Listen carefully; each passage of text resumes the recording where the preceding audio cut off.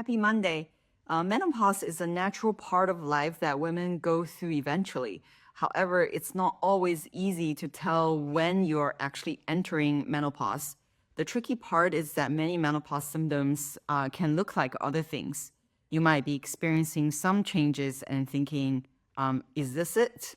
That's why we're so glad to chat on IG Live today with Kristin Collins, a menopause nutrition coach.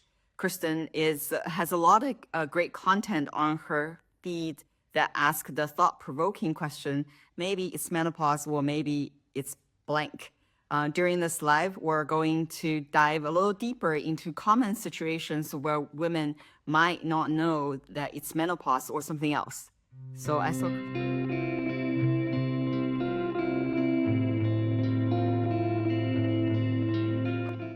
Hello, hi, Kristin. Hey, Jenna, how are you? Good, how are you? I'm great. Thank you so much for having me today. Oh, no, thank you so much for taking the time to join us. Oh, I'm so excited to be here. Tell us a little bit about yourself, like how you became a menopause nutrition coach. Great question. Okay, so like many women, about 6 years ago, I was in my late 40s or mid to late 40s, and things started shifting mid-flood is like what I want to say. I thought I was doing all the things right. I thought I was eating clean, which I kind of was. I was working out, I was stuff, but like things I just was telling to one of my clients, I just felt kind of gross all the time. And I didn't know why. So I started asking people. I asked my doctor, I asked other women my age, and I just kept hearing, well, that's just how it is now. You're perimenopausal, and that's just how it is. And then, of course, thank goodness for Google. Google, like, how long can perimenopause last? Whoa, it can be, to 10 years. I go, I don't want to feel like this for 7 to 10 years. So I started nosing around a little bit more and learned just how important our nutrition is, specifically eating up to your needs, how important things like strength training are. So I became such, I joke that I'm a nutrition nerd now. I'm not a purist. I had a cookie earlier. I'm not someone who's like, you have to be all or nothing. But I really looked at it, and as I started eating better and eating more of the right kinds of food, I felt better. And I was like, you know what, this is it. And I got certified, to be a coach, so I could officially have some credentials and help other women. And like I said to my husband, because I did not come from a nutrition background or a fitness background. And so this was kind of like this, well, it was a whole life change, a lot of life changes going on in these 10 years. And I said, if I could help one other woman feel better, it's like for the first time in my life at 48, I finally felt powerful in my own skin, felt good in my skin, which, every woman wants to feel.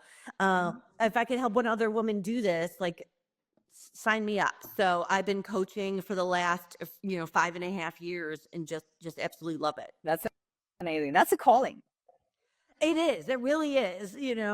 Especially I joke around. I'm like, when I feel it, there's more than me. I'm one of the few nutrition coaches who are telling people to stop dieting and eat more. And I feel sometimes that I love that you found me in these menopause posts, because I finally like, well, I'm just going to say it. I'm just going to say it. And like, you made my day when you reached out. Yeah, I love it. I love it. Because the menopause nutrition is like a very, very specific, so why would someone work with a, menopause nutrition coach specific? That's a great. Well, one, I'm there with you. I'm 53. I am not fully through the menopausal transition yet. So I'm kind of walking the walk with you, and as specific as it can be, because like, obviously, I deal with some clients, and menopause, I talk a lot in my posts how lifestyle affects what your menopausal transition will be like. And a lot of times we go for like the biggest problem in the room instead of looking at our foundation, and I want women to really start looking at their foundations. But that said, um, it's the, it's kind of, it's as much as you say, like, it's specific, it's kind of basic. Like, let's eat the food, let's do the sleep. But I can also be like, hey, you haven't slept because you're having hot flashes in the middle of the night. You know what we're going to do? We're going to rest. We're just going to eat. Like, instead of being like, well, you got to get your workout in, you got to do this. There's times in this season of life, and we know that menopause is not a one size fits all transition. It is nuanced, it is different for every single woman. You could be doing all the things right and still be walking through hell right now. You could be doing like eating nothing but junk food and sailing through menopause. Like there is no rhyme or reason, and a lot of other research, but a menopause coach at least has those. I like, yep, that could be it. And also, you should know what your scope of practice is. Like, I know to go, I can't help you with that. I'm not a doctor. I'm not a medical provider. I can help you with your food. I can coach you on daily movement. We could definitely talk about rest and sleep and stress and things like that. But, also it could be like, hey, you should go talk to a doctor right now. You need a specialist who knows about this, for that you got all the basics covered. Now, definitely there's time to get yourself some more help because it doesn't have to be as hard as we necessarily make it sometimes. Does that make sense? I also feel like the one of the really key part is the human touch coming from coaching. Yeah. Not only having the accountability, but the support that you can provide to clients, and then especially during this like very confusing stage. And then most of the time, the doctor can never spend more than like 10-15 minutes with you.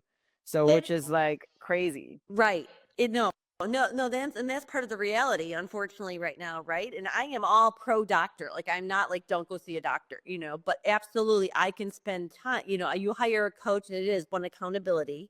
And I say I meet you where you want to be. If you want me to check on you every day, I will. If you're like, Kristen, send me your email and I'm good. Leave me alone. I'm a grown-up woman. And I can do this.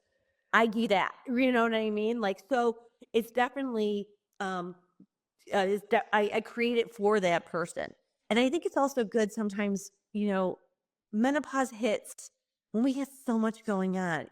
So many women are working and now you're the boss most likely, or you're higher up the food chain in your company, right? You got kids who, if you have kids, they're probably leaving home and change, doing, stuff. Parents are getting sick. There's so much more responsibility on your shoulder, plus all this stuff going on eternally. So it's also someone who can give you permission to go, you don't have to do it all right now. Okay, you missed a workout. That's okay. Like the world will not end. You had ice cream for dinner. Okay, don't do that every night. But tonight it's okay. Give yourself grace. We don't have to shame spiral because, things are hard right now. Like one of my taglines, I call it my taglines, like healthy doesn't have to be hard. You don't have to do all the things, but you can always do just a little something. And sometimes a coach can actually help be like, it's okay. Do less. Do less. And you'll be 100%. better. Yeah. 100%. So today we're talking about some of your posts. Maybe it's menopause, maybe it's like, but we can start with severe dieting. What is severe dieting? Like, how could this affects or mirror some symptoms of Right. menopause? Right. Well, for me, severe dieting is anything, if you're under like 1,200 calories a day, which a lot of women are, because what are we told? We're told, you start feeling fluffy. You've gained, well, one, the messaging just to make yourself small is overwhelming in this country. Smaller is healthier. And it's not, I know personally, like from my own experience, it's not the case. And wasn't doing it that intentionally. I was following a program that had me eating 3 meals a day, which great. And it was like, cut out this and this. But I realize now in hindsight, now that I have been trained and know, I was eating so little. I think I was, I'm sure I didn't get more than 60 grams of protein a day. I was probably eating around 1,000 calories. Yeah, I lost weight. But here's what also happened. My anxiety went through the roof. I mean, and I'd even be like, I don't even know why I'm anxious. Like, I just know I'm anxious. Libido went away, no interest. I apologize if any of my grown children are watching right now or listening, but yeah, that was it. Um, digestion issues were a huge problem. And like all these also are issues that come up during menopause. But for me, it was I was not eating enough. Calories, we forget. A calorie is literally a unit of energy. You measure energy, like electricians measure in joules, and then there's calories. The lower calories you have, the lower energy you're taking in, the lower energy you have. But we have been taught constantly, you don't feel good, eat less. And your body adapts, your metabolism adapts to that. And then it becomes this, sinking ship. Like, oh, now I'm barely, overheard the other day, no matter how little I eat, I can't lose the weight I gained. Well, your body, and it's like, I was like, don't interrupt. They're not talking to you. I'm at a store or something. But your body adapts and gets used to that, and we get less and less, and you start feeling sick and tired all the time. I used to say to myself, like, I'm so tired of feeling sick and tired. And now in hindsight, I go, well, I was eating so little and being told this is what you should do. This is the good thing. And it just, it did not work. So yeah, severe dieting, if you have afternoon crashes, brain fog, also menopause can cause it, but if you're definitely not eating any carbs, it's gonna be worse. Yeah. Stop. Exactly. I'm always just eat the. So, what are some like nourishing food that a woman should incorporate into her diet as she enters like mid 30s and navigating the stressful life and facing menopause? Great question. I'm a big proponent of there are no good and bad foods. Some foods are more nutritionally dense, right? As much as you can stick to that outer ring of the grocery store, your lean proteins, your fruits, your vegetables, whole grains, legumes are fantastic. Eat those beans. As much as you can have that, great. Is that always possible? No. You know what I mean? And common sense is key. But if you can eat 80% food, that came from the ground somewhere, I'm not saying you have to go grow it. Like I said, like I'm a big, like I said, I ate cookies earlier, there's room for everything. But the closer to whole foods you can get, whether it's frozen vegetables or fresh vegetables, if you have to have canned vegetables, great. It's still a vegetable. That's better for you than things that are ultra processed, in the heart of the in the grocery store. That's my recommendation. That's true, and it's like very simple. Right. If you think, yeah, if you never walk, and you're going to walk down the aisles, like I walk down the aisles, I go get my whatever, my breads, because I'm not baking bread at home. And, like I said, common sense is key. Do what's best for you. Healthy doesn't have to be as hard as we make it, but we do have to make some choices. And, the more lean meats you have, whether that's, chicken, leaner cuts of beef, pork, a fish, shrimp, all that stuff paired with, a vegetable at every meal. It's really hard to overeat a vegetable. I mean, I don't know if you've ever tried. I'm sure it's possible. I know it's possible, but it's very hard. But fruit is not bad. Like I've seen people say, "Oh, fruit is so dangerous." I'm like, "It's fruit. Are we kidding me? Like eat fruit. You're gonna be okay, and you're gonna feel so much better." Many women also skip breakfast in the morning. Yeah. Why is this a bad idea? And if you had all the time in the world, like what would your ideal breakfast be? Oh, great. I love that. So, yes, I know a lot of people, intermittent fasting has become a big thing, right? They're skipping their breakfast. And why I no longer recommend it, and I used to be on the intermittent fasting train. I 100% admit that. As one, studies are now showing that women, especially in the menopausal transition, that it does not benefit them. It spikes our cortisol too much.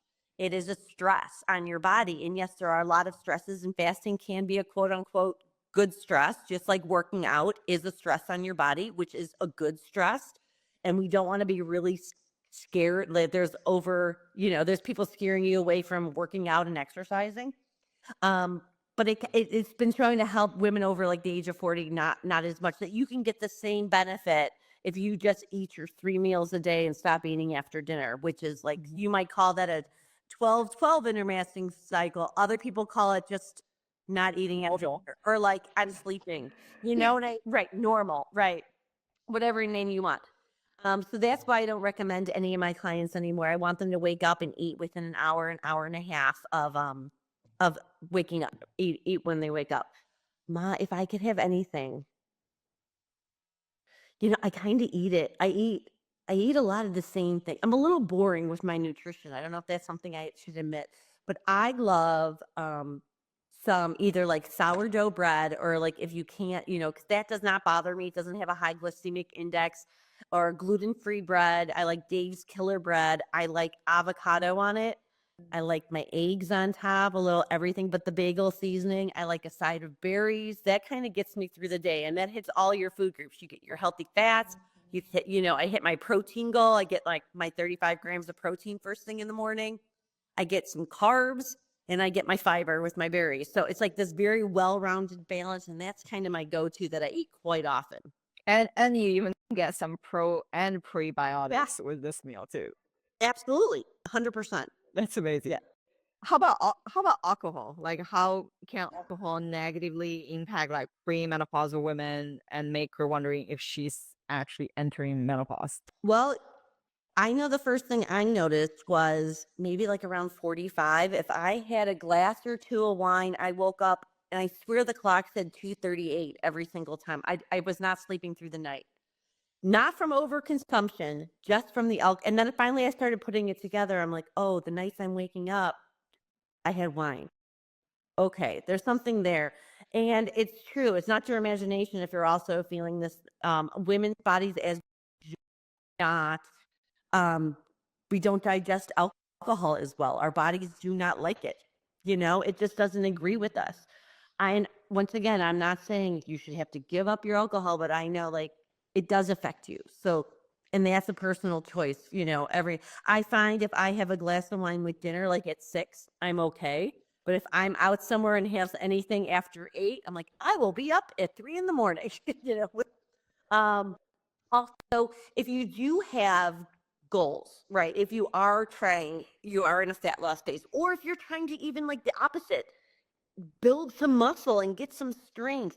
Your body, when you drink, your body does is deal with that. It's not taking in all those nutrients you're eating. The first thing is to get those toxins out. Your liver is busy, getting the alcohol out of your body. So it kind of disrupts your goals a little bit too. So I feel like it's something women should be aware of. You're a grown woman, you make your own choices. But for me, always the more information, the more power I have to advocate for myself. And that's when it comes to alcohol as well.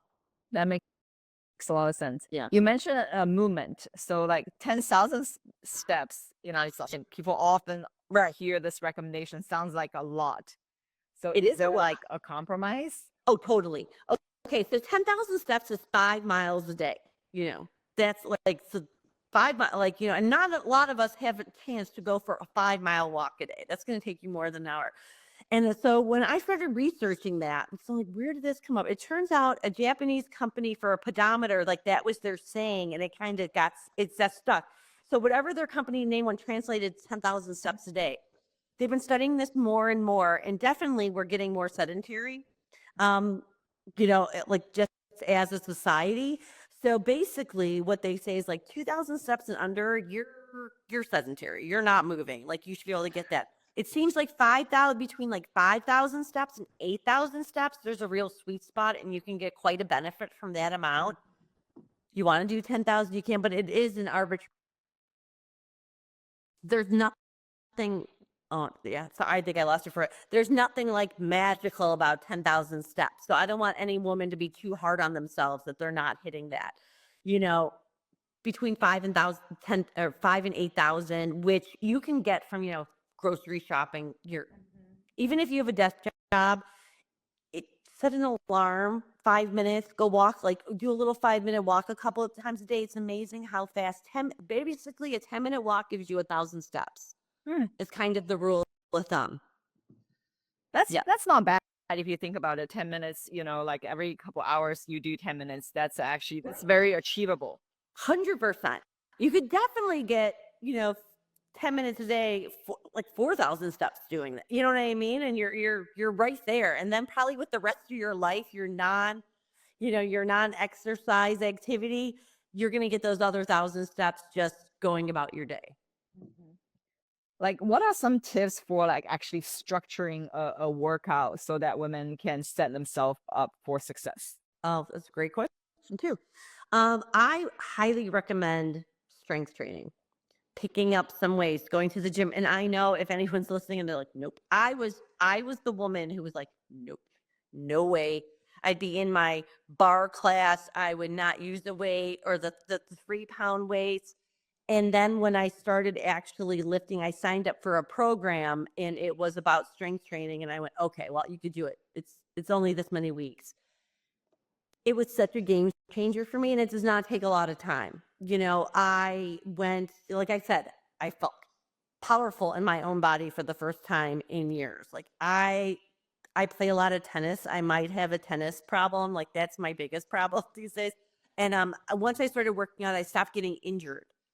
Waking up in the morning and going I like the creaks in those they're not 100% gone. I'm gonna be what I mean? We are getting older, but things are a lot easier. I would highly recommend finding a strength training program that contains progressive overload is the two key words that you are looking for in that program. And obviously walking, whatever, all movement is good. If you have a class you go to that you love, keep going to it. You know what I mean? If you can add 10 minutes of some squats with weights, great for functional movement, or some shoulder presses, or just start doing like push-ups against your counter. Like we want to build that functional strength because as we age, we know we lose muscle density and also bone density, and that's one of the biggest harms for women. So we need to do something to protect ourselves. But all movement is good. Because many women, like as they entering menopause, they also deal with a lot of weight changes. Yeah. So like, when you're dealing with weight changes, should we like be doing more strength training or cardio? There's a time and a place for both. I know, like talk about a non-answer, right? I'm sorry. I'm sorry. They both have they both do good things for us. Okay. For first of all, you're walking. That's cardio. You're out there walking. I mean, maybe you're not sweating buckets, but like that's getting, that's some cardio. Strength training strengthens your bones and your muscles. And women, we know we lose that. And like the statistics, if you fall and break a hip, it's like 60% of the women who fall and break their hip die within a. I was like, what? I thought it was like you have a hard time walking. No, it's like these horrible outcomes. So like strength training, I said go strength training is how do you want to spend the last 10 years of your life? Do you want help getting in and out of a car or up and down? I always say like I don't want to be helped in the bathroom until I can absolutely help it. Like strength training is going to protect you there. Cardio is great for your cardiovascular system, right? Your heart, your lungs, your mood. All workout is good for your mood, I gotta say. You have stress, anxiety, go move your body. Go for a walk. If you like running, go for a run. Like I said, there is no bad movement. It's just being aware of what movement does what for us. So if you hate running and you've been gaining weight and you're like, I need to start running, you don't. You don't need to start running. If you hate running, don't run. If you love running, keep running, Like I said, when it comes to strength training, a little goes a long way. And it's like 30 or 40 minutes twice a week, maybe 3 times a week. That's all you need. It's not an everyday go to the gym for 3 hours. Yeah. And then like sometimes, you do get lazy. You be thinking like maybe it's menopause or like maybe you like binge watched Bad Monkey, rewatch like all 21 episodes of Grey Anatomy or started Dr. Odyssey, right? Like why am I that like causing someone to think of menopause is here? Yeah, I started because like I said, menopause, absolutely. A lot of stuff happens to women during menopause. And a lot of it is very uncomfortable. And, there is changes in our body where we store fat. We start storing it around our middle. That's a biological cause of menopause. Um, but and because how we talked about this time of our life is so busy, we have kids, we have work and stuff, we become more sedentary in our 40s and 50s outside of our control. We're not like walking the sidelines as kiddie soccer games anymore. We're just driving people everywhere. We're working, we're in our house. I mean, like, that's what happened to me. I was like, I'm a coach. Oh my God, this is happening. And I go, oh, I'm on my computer for 7 hours a day. I did my workout. So yay. And then I sat, you know? So I just want people, like I said, take a look at your foundations before we blame, like pull out the big guns, like it's menopause. Are you eating enough? Are you moving every day? Are you not drinking alcohol every night? You know what I mean? Like that's a lot of empty calories on top of everything else. Are you getting at least 7 hours of sleep? Women need more sleep as we age, which I know then becomes hard, like can become harder with all the, if you have, especially if you have vasomotor symptoms like hot flashes or night sweats. But when the foundations are in place, when your nutrition is lined up and you're eating enough and you're eating more whole foods, when you're moving your body every day, when you're drinking enough water and getting enough sleep, menopausal symptoms tend to subside a little bit. And if they don't, you then can go to that medical provider and go, no, I got the basics. This is good. It's not this. Help me. I need more. Absolutely. Yeah. In the beginning of it, you mentioned like some people just tell you, get used to it with the symptoms, and then that's just the way it is. Yeah. So what kind of advice would you give it to someone who like keeps being told this? Find a new doctor. I always go to a new doctor, which is hard because as we're learning now, and I love how many women now, and I don't know what's going on, but menopause is obviously having a moment, right?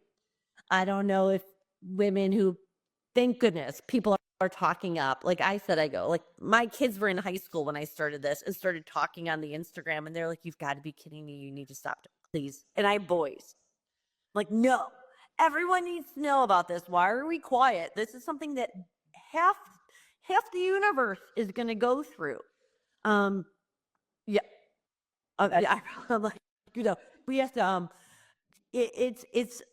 it's good to know, like go find another provider. There's the National Association of Menopause provide, that you can go and Google what doctors actually get trained. They unfortunately don't teach it in a lot of med schools. It doesn't even get taught, or it's like one afternoon, and it's so all encompassing. So I think now more and more people are becoming aware.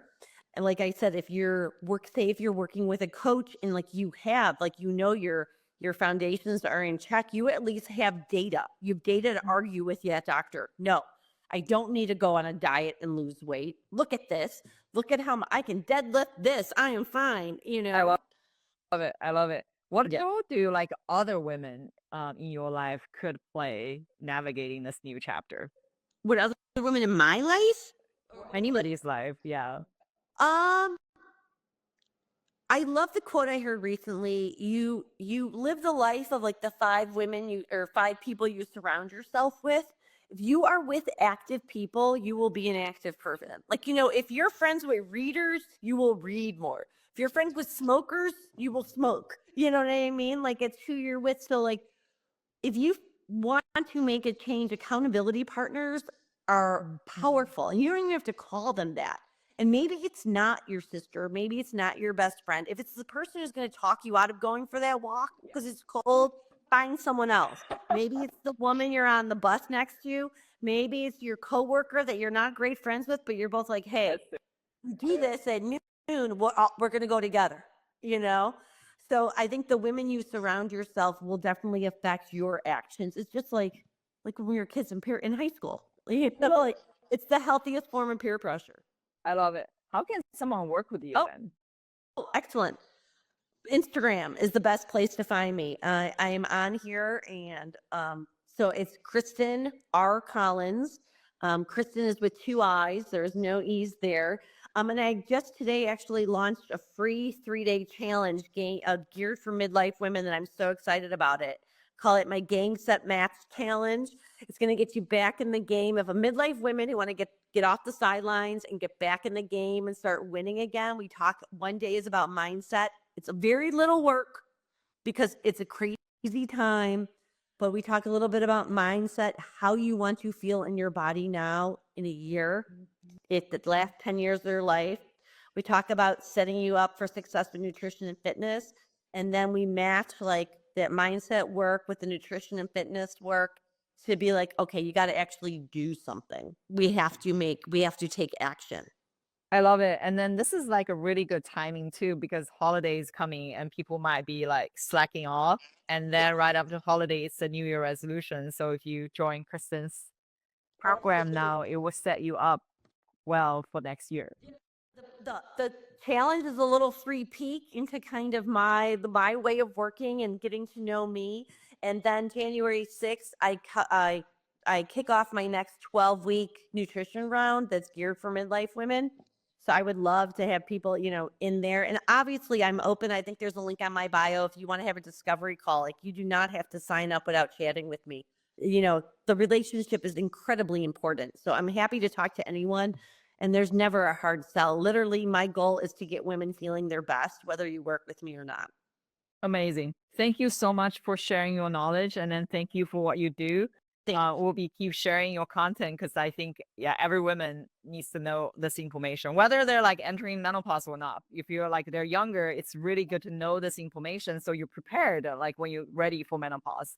100%. Like, if I could have done this at 20, like, that's what I would take a time capsule, or if you can time machine back and be like, yes, this applies to every woman.